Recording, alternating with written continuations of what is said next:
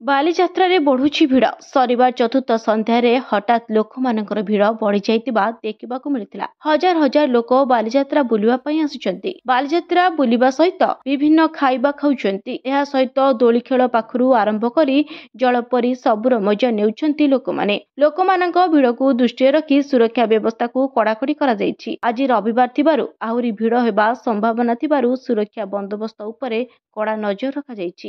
ଐତିହାସିକ କଟକ ବାଲିଯାତ୍ରା ମୁଖ୍ୟମନ୍ତ୍ରୀ ମୋହନ ମାଝୀ ବାଲିଯାତ୍ରାର ଉଦ୍ଘାଟନ କରିଥିଲେ। ଅତିଥି ଭାବରେ ସାମିଲ ହୋଇଥିଲେ ଇଣ୍ଡୋନେସିଆର ରାଷ୍ଟ୍ରଦୂତ। ଉଦ୍ଘାଟନୀ ଅବସରରେ ମୁଖ୍ୟମନ୍ତ୍ରୀ କହିଛନ୍ତି, ବାଲିଯାତ୍ରା ଓଡ଼ିଆ ଜାତିର ସାହସ ଓ ଦୃଢ଼ ସଂକଳ୍ପ ଓ ସାମୁଦ୍ରିକ ବାଣିଜ୍ୟ ସଂସ୍କୃତିର ଜୀବନ୍ତ ସ୍ମୃତି। ବାଲିଯାତ୍ରା ଆୟୋଜନ ପାଇଁ ସରକାରୀ ଅନୁଦାନକୁ 2 କୋଟିରୁ 10 କୋଟି ଟଙ୍କାକୁ ବୃଦ୍ଧି କରିଛନ୍ତି ମୁଖ୍ୟମନ୍ତ୍ରୀ। ଏହି ଅବସରରେ କଟକ ସହରକୁ ତାରକସି ହବାର ପରିଣତ କରାଯିବ। ମହାନଦୀ ରିଭର ଫ୍ରଣ୍ଟ ଯୋଜନାରେ କଟକ ମହାନଦୀ ତଟର ସୌନ୍ଦର୍ଯ୍ୟକରଣ ପାଇଁ 200 କୋଟି ଟଙ୍କା ବ୍ୟବସ୍ଥା କରାଯାଇଛି। ସଭା ପରେ ବାଲିଯାତ୍ରା ଷ୍ଟଲ ପ୍ରଦର୍ଶନ କରି ମୁଖ୍ୟମନ୍ତ୍ରୀ କହିଥିଲେ ଯେ ଏ ବର୍ଷର ବାଲିଯାତ୍ରା ବହୁତ ଆକର୍ଷଣୀୟ ହୋଇଛି। ଏହି ଅବସରରେ ମୁଖ୍ୟମନ୍ତ୍ରୀ ବାଲିଯାତ୍ରା ସ୍ମାରକୀୟ ଉନ୍ମୋଚନ କରିବା ସହିତ ଇଣ୍ଡୋନେସିଆର ରାଷ୍ଟ୍ରଦୂତଙ୍କୁ କଟକ ତାରକସି କାମର ଏକ ବୋଇତ ଉପହାର ଦେବାର ସମ୍ବୋଧିତ କରିଥିଲେ। ମହାନଦୀ ପଠାରେ ଆସନ୍ତା 12 ତାରିଖ ପର୍ଯ୍ୟନ୍ତ ଚାଲିବ ସର୍ବବୃହତ ବାଣିଜ୍ୟିକ ମହାକୁମ୍ଭ।